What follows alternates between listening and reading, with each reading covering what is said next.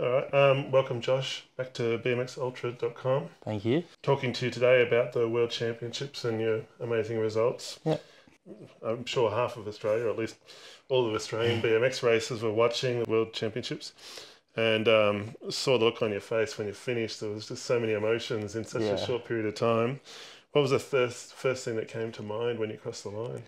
I don't know really. I think I was just relieved. Like all the work I put in, everything paid off.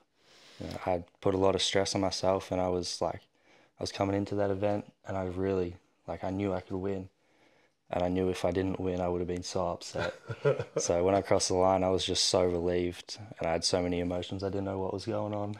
Do you think it helped racing the World Cups in under 23s and the lead up to it to give you a bit more confidence? Yeah, definitely. Racing the older boys, it definitely boosted my confidence, and racing the other guys that I would have been racing in junior.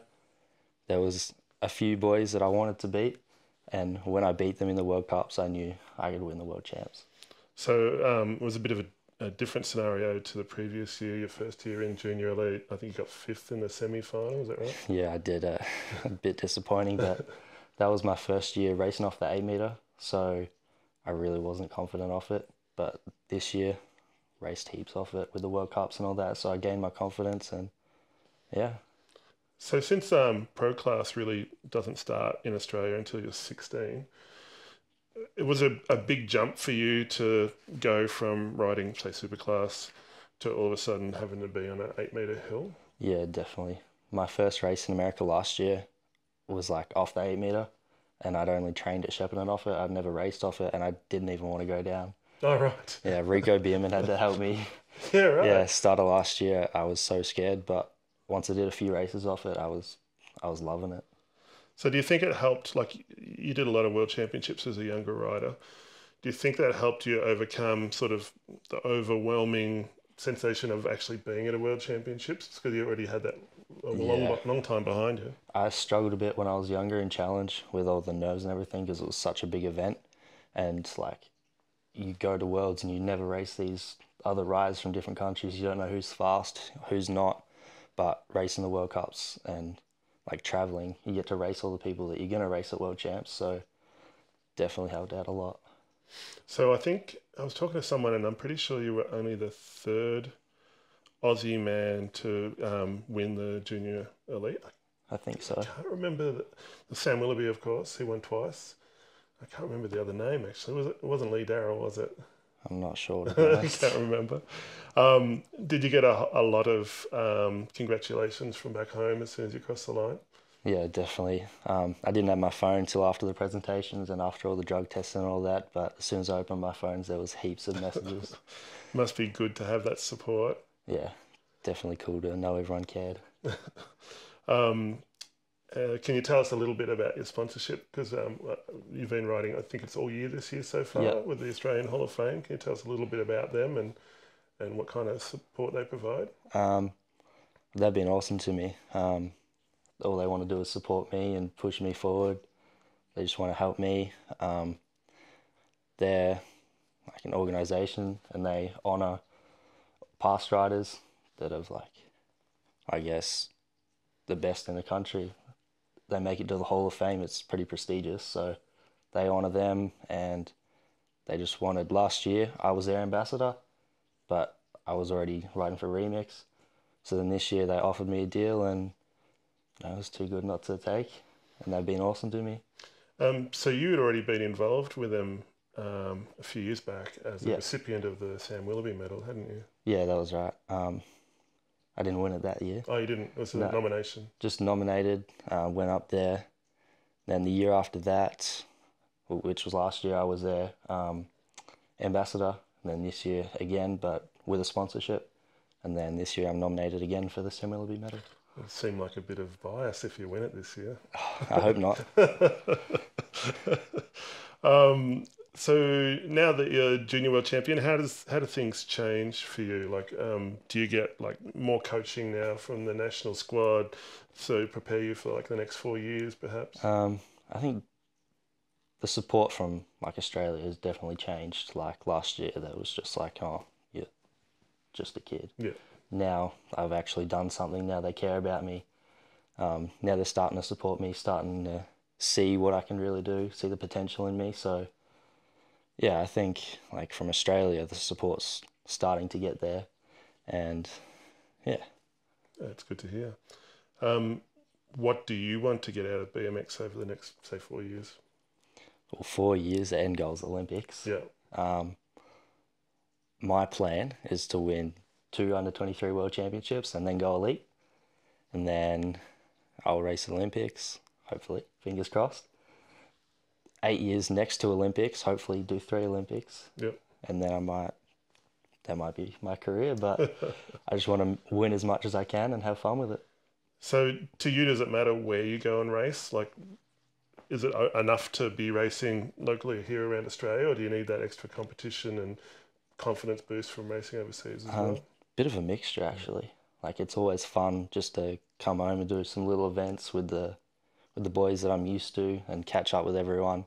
But it's also fun to get that experience of going overseas and racing at that higher level that pushes me and pushes everyone else around us. So we're all getting faster. But yeah, it's definitely nice to come home and do some little events. How do the older guys treat you in the super class? Do they? I think last year they were a bit like, who's this new kid? But since I've sort of banging bars with them and I've been going a bit faster, they're starting to respect me a bit more. So yeah, I'm sort of making my way in there They try to push you around a little bit. a little bit. But I mean, obviously, 12 months difference is pretty huge for you. You were a little bit smaller last year, probably not as much weight. It was easier to Yeah, push you around. You're starting to find yeah. your size now, aren't Got a bit of fire in me now. you? What was your, I mean, apart from the World Championship win, what was your highlight for the year? Um, Honestly, just racing the World Cups. That's a different level, different stage, different sort of racing, and the whole like experience is just amazing. Um, so going to New Zealand, racing my first World Cups, that was probably the highlights. Um, do you reckon it helped with the first two rounds in New Zealand, next two rounds in Queensland, because it was kind of local and there were a lot more people there that you knew? Do you reckon that would have been a better way to start the World Cup than, say, if you're in a foreign country? I mean, obviously New Zealand's foreign, but instead of starting, say, in France or in Holland or something, do you think it would have helped? Yeah, I think so. It was less travel, and there was more Australians, more people that I could go talk to or ride with. Yeah. Gave me a bit more confidence going into New Zealand, and obviously finishing the second World Cup with a podium. I was coming in with really no expectations, but after that, coming into Brisbane, I had a lot more confidence, even though Brisbane didn't go the way I wanted it to. But yeah, definitely being closer to home, it would have helped out a lot. So was it Tulsa you got a third place? Yeah, New Zealand and Tulsa. Oh, and New Zealand as well. Forgot about that one. Yeah. So, how did that sort of change your mindset? Actually, podium, at your first year in under 23s. Um, I don't know. I really went into the World Cups just hoping to make a semi or something. Yeah. I thought everyone was going to be super quick, but when I started mixing it and racing the big boys, like my confidence just went up another level, and I think I really got a lot out of it. Did you do anything different to prepare for those events? You didn't spend any time in New Zealand prior to the World No, Cup? not really. Just turned up, did practice the day before racing, and then raced. That's all I've ever done, and it's probably all I ever will do. um, if there was any country in the world that you could race, which would it be? Um, I'm really not sure. What's been your favourite so far? I mean, is it best in front of a home crowd, or is there a particular, like, going to the States and I putting in some think, efforts there? yeah, I think probably overseas, maybe in the States or like world champs in France. That was awesome because you get like the other side of the world that you meet new people and then they start to support you, and then the people back home watching. So there's support all around other than just racing at home and just having a little bit of support. You get the whole world watching you. That must be pretty cool. Yeah, it is. Do you get many emails and DMs from kids saying they look up to you and all that sort of stuff? I got a few. Yeah. That's cool. So It's have you still definitely got cool. your, what is it, Josh Jolly fan club t-shirts? You I've got sell some of them, them? yeah. Yeah. You have to start selling them again. Yeah, I think we will. Make some new ones. So what bike did you ride at the Worlds? It was a radio? Yeah, my radio courts. Um, and you had only been on that, what, this year? Yep. At the start of the year, I had a Radio Solar. I raced out a Track Attack. That's a carbon. And then I went to a bit of a longer frame, the Quartz, which is an alloy. I took that to America and yeah, went all right. What are your preferences? Do you prefer the alloy over the carbon, or was it a length thing? Um, I would have wished it was carbon because I like the stiffness. Yeah, But yeah, I definitely needed the length. yeah. At that point of time, they didn't make a 22 in a carbon, which they're coming out with a new one soon. So All right. hopefully I'll get that one. Josh Jolly's signature model. That'd be cool. But yeah, got sent the alloy just for a bit more length, a bit more stability off the 8 meter. Yep, yep. Yeah, and it's just a bit nicer around the track. So would you ride a different bike, like as an everyday thing, than what you would ride in a World Cup, or is it exactly the same bike? No, I train on the same bike. Yeah, I have the two small, like the smaller bike and then the longer one, which I might take both to racing. If it's a small hill, I might ride the small bike, and if it's 8 meter, I ride the bigger bike. so essentially it's just the frame length that's different. You don't have different size bars or different Oh, gearing or anything. no, nothing's different, just the frame length. It must be hard dragging two bikes around. Not really. You get used to it. Yeah. What about all the oversized luggage they don't charge it? Oh, you get lucky sometimes, but you usually get charged. That's a bit annoying. If someone came up to you and said, "Oh, I want to start racing World Cups. I want to be just like you," what advice would you give them? If anyone asks for advice, I just say have fun. Yeah, Because you can't be like a world champion if you're not having fun on your bike. yeah, So if anyone asks me for advice, I just say you got to start out having fun. Make sure you're having fun. You can't force anything or push anything. Just have fun. Make sure you're wanting to ride your bike, and then you'll want to train. You'll want to put in the work, and then yeah, So you've been doing this since you're what, 6? Probably younger. two. 2. Yeah, Dad was pushing me around the track at 2. Far out. So in 16 years, you've been at it pretty hard. You've been to what, probably about 10 world championships, or probably not quite Yeah, that. I think it'd be 10. Yeah. Yeah. How do you stay motivated? I mean, you said about having fun, but gee, you must have had a ton of injuries. I remember when you broke your wrist at Shepparton. And, Yeah. how do you just keep going? Oh, I guess it's just a love for it. Yeah. Like, I just want to ride my bike, whether it's like racing or park, mountain bike, whatever it is. I couldn't live without riding a bike. So, yeah. And once you start winning, you get that want. Yeah. You want it. Yeah. So I got to still train. Like, even though I'm world champion now, I got to train like I'm not. Yeah. So now I'm training like I want the world championship next year. So yeah, I don't know. It all just comes to you. It's just natural. You just want it. How does it work with country selections? Like, I think Australia probably gets around 4 to 6 male riders for the elite class. They don't necessarily fill those spots. As a junior elite champion, do you automatically get to race elite next year, or do you actually have to earn that spot? I'll race U23 next year, but Oh, right. no, because I'm junior this year and U23 next year.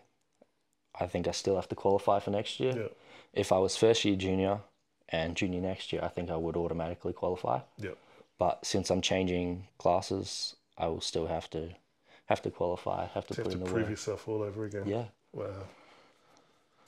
So how cool is it wearing the rainbow stripes? I saw you with them on the weekend at Yeah. Macarthur. That's pretty amazing. It's definitely a feeling that I'm never going to forget.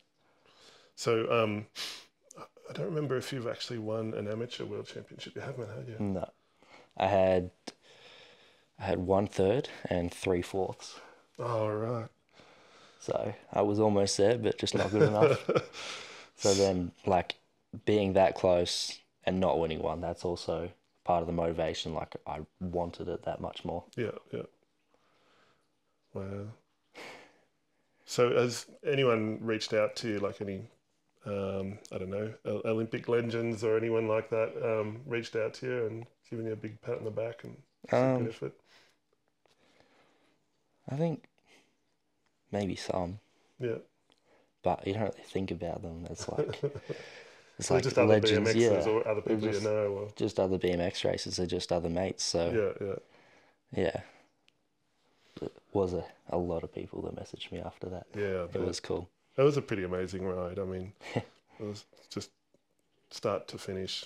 It was such a confident ride. It was really good to watch. Um, so what about the rest of the year? What's in store for you for the rest of the year? Just train up for national champs, and then try and get another one of these jerseys behind me, Yeah. and then off to Grands, try and win that, and then we'll go pro next year. Race Oh, U you're also 23. doing the Red Bull pump track in New Zealand in a Oh couple yeah, of weeks, aren't yeah, I forgot about that. you? So Is that on yeah, your race bike or is that on the mountain bike? sprint bike. Oh, So right. a bike, A bit shorter. one of the old bikes that we set up just for pump track. So just a little bit of a different setup. How's that different? It's just got big gearing on, Yeah. and then just spare parts pretty much. But yeah, it's a good setup. I usually want to run a 1.6 tire in the back, and it's got 1.75s front and back, so a bit more grip on the pump track. But yeah, hopefully I can win a trip to World Champs, win So, another one.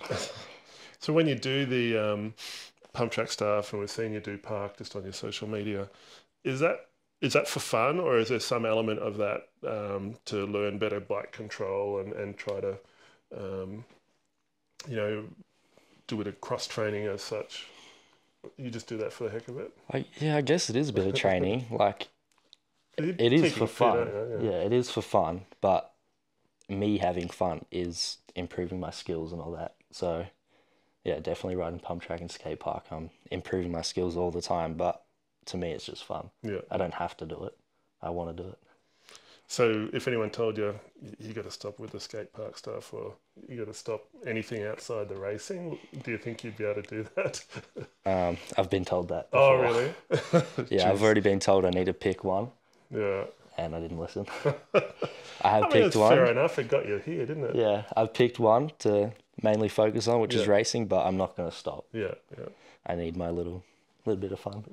Sort of like an offshoot, what do they call it? Just a de-stress and Yeah, because I mean, racing gets pretty serious, doesn't it? I mean, yeah, it's serious. going to the World Championships, you get told what to do, what you can and can't do, all that sort of stuff. Yeah, there's a lot of rules, so when I can just have fun on my bike and do what I want, I think I said last time we talked, it's my little getaway. Yeah, So that's right. Um, what are you looking to, what class will you be racing this year at the Grand? 17-20, All right. so still age, but yeah, next year I think I'll go pro. That 17 to 20 is no joke. I remember Yeah. watching a final last year. It was Pretty nuts. hectic. But it's always going to be like that, isn't it? So, like, racing's so tight Yeah, on the smaller tracks. yeah, everyone's sort of the same speed and just bumping elbows. Do you enjoy that side by side, or would you prefer to be out in front and clear of people? Bit of both. I enjoy it after the race, but not when I'm in the moment. You've been to the Grands a few times. What was your favourite track there? I think last year, just because I was big Longer. enough to jump the pro set. Ah, right. So when I was younger, I always wanted to jump the pro set, but it was that just a bit big. There weren't a heap of you jumping the pro set last year, were there? No, it wasn't much advantage, or it wasn't an advantage at all. But I just Did I just it? wanted to jump. You kind of didn't you jump into the second corner on the inside? Um, Was it that one? I think one of them I did, but in the final, it probably would have paid off to go the amateur side. So what have you learnt? Uh, Um,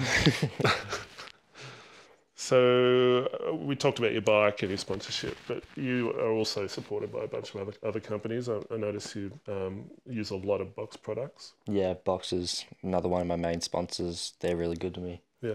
They've been like awesome. Anything I need, they say, yeah, we got you. So yeah, they even sent me some parts for my mountain bike. Oh, right. Yeah, so that was pretty cool. And I noticed you're on the ODI CF grip Yep. program as well. Connor's program. What other sponsors do you have? Got where my mum works at Oh, yeah. the Central Highlands Water. Yep. I'm the ambassador for Drink Tap. Yeah, right. So do little video shoots and photos when they put the drinking fountains in. So Yeah. we got that one, and then yeah, that's pretty much it. Do you think things will change for you now that you've got that world number one on your plate? A few people approaching saying, hey, like to see you ride our bikes next year, that sort of thing? It would be nice, but I think I'm pretty comfortable where I am now, Yeah, so yeah, it would have to be a pretty good deal yeah. for me to change, because the Hall of Fame, they've been nothing but good to me.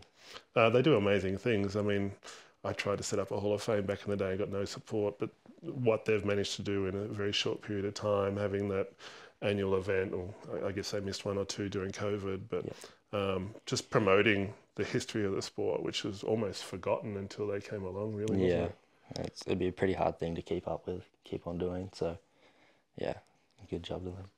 Your dad would be right into the whole old school stuff, wouldn't he? He'd be Yeah, loving it. yeah, he knows a bit. Because he's been racing, what, longer than me, I think. I've been on 42 years. He must have been racing much longer than that. I think so. He had a fair bit of a break Yeah. because he went to race road bikes, so motorcycles, and then he came back to the sport when I was born, and then I kind of kept him in the sport. Although I think he's probably carried a few more injuries than you these past few years. I Hasn't think so. Yeah. he? Do you think having your dad's support all these years has sort of helped keep you involved?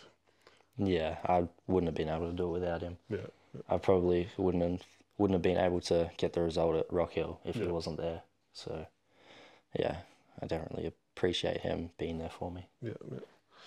Must be just must be hard to have worked up to the World Championship and then think, geez, I got number one. What now? You know, I mean, Yeah. clearly you've got a plan, but it must be, like you said, it was a relief at first, but it must be thinking, well, shit, the world's at my feet now, and so much potential as to what you can do moving Yeah. forward.